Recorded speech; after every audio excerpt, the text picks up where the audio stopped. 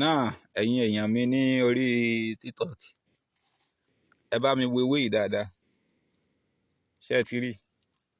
À ń pè ní ewé ejìnrìn wẹ́wẹ́.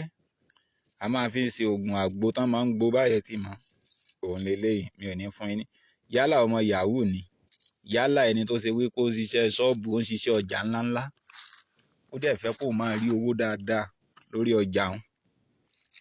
Ẹ wo ewé yẹn dáadáa, ẹ wo dáadáa, ṣé ẹ ti rí? So fún ìwọ tó bá ṣe wípé èyí tí wàá fẹ́ ṣe tí wàá fi lọ máa sẹ́ndì owó kan sí mi, torí àwọn ọ̀pọ̀lọpọ̀ kún rí TikTok nídìí tán jẹ́ 419 tẹ́wọ́n wà lọ máa sẹ́ndì owó kan sí mi tọ̀ ní bìlífù nù mí ni mò ń sọ o. Tún lọ ṣe eléyìí wò bóyá ó ń rọlẹ̀ ní tó ń bá sọ̀rọ̀. Èyí tẹ́ fi máa sẹ́ndì owó sí mi tí n fi ní mọ iye èèyàn tó sẹ́ndì owó sí mi tán fi pè mí 419 yẹn, mi ò fẹ́ kórúkọ tèmi ó bàjẹ́. Nǹkan tí mò ń sọ nìyẹn.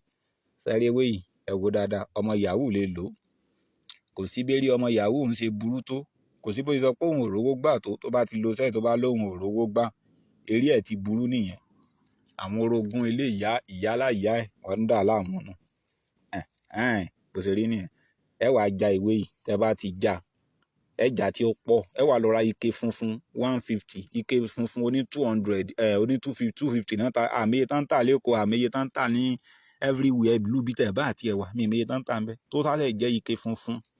Tẹ́ bá ti wá ike funfun yẹn, ẹ wàá lọ ra alágẹmọ àyè yẹn, ẹ máa wá jù sí inú ike funfun yẹn, ẹ máa wá já ewé ejìnrìn yìí tó pọ̀ dáadáa, ẹ wàá kó lé ọ̀gà àyè yìí, ẹ máa wá kó lé lórí, ẹ kó efinrin yìí bò lórí ejìnrìn wẹ́wẹ́ yìí, ẹ kó bò lórí mọ́lẹ̀ lẹ́.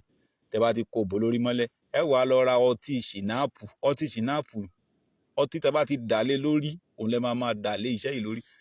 Ẹ lè lọ ra ọtí ṣìnáàpù 2, ẹ wá dà lé orí iṣẹ́ yẹn ní orí, ó máa kún ẹnu ẹ̀ dókè.